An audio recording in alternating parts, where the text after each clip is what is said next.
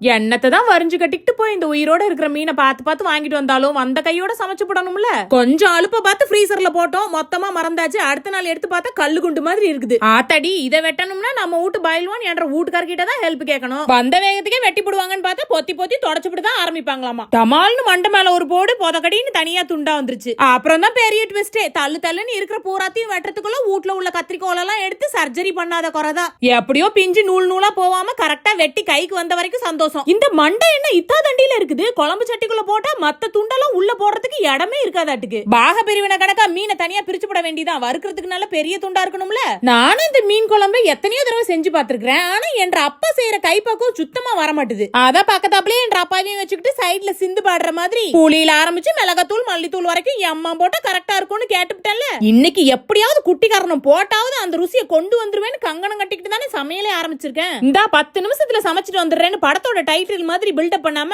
பார்த்து பக்குவமா பொறுமையா சமைச்சாதான் ருசியே வருமாட்டுக்கு. இன்னைக்கு நான் பாட்டுக்கு ரொம்பவே பொறுமையா சமைச்சுட்டேன் போல. அதான் அப்பா வெயிட்டே பண்ணாம மீனுக்கு மசாலா எல்லாம் தடவி வறுத்தே முடிச்சாச்சு. திடீர்னு என்ற பிள்ளைங்க வர ஆ ஊன்னு ஒரே கத்து. என்னன்னு பார்த்தா இந்த ஸ்னோவை அள்ளி அள்ளி மேல போட்டு மொத்தமா அங்கேயே குளிச்சு முடிச்சிருவானுங்களாட்டுக்கு. கரெக்டா நம்ம மீன் குழம்பு வாசனையை பிடிச்சி ஸ்னோவே வீட்டுக்கு வந்துருச்சு. அதான் தட்டுல சோத்த அள்ளி போட்டு மீனை வச்சனோ இல்லையோ மாங்காவை முதல்ல வச்சுட்டேன். வந்திருக்கிற விருந்தாளிக்கு மரியாதை கொடுக்கணும்ல. அதான் வீட்டுக்குள்ள சாப்பிடாம வெளியில எடுத்துட்டு ஓடியாச்சு. என்னடா இம்மா சில்லுன்னு இருக்குதுன்னு முதல்ல யோசிச்சாலும் ஒரு உருண்டை எடுத்து வாயில வச்சதுக்கு அப்புறம் அந்த ருசியில குளிராது கிளறாவது தட்டுல இருக்கிற பூராத்தையும் வலிச்சு நக்காம இந்த இடத்த விட்டு நகர்றதா இல்ல.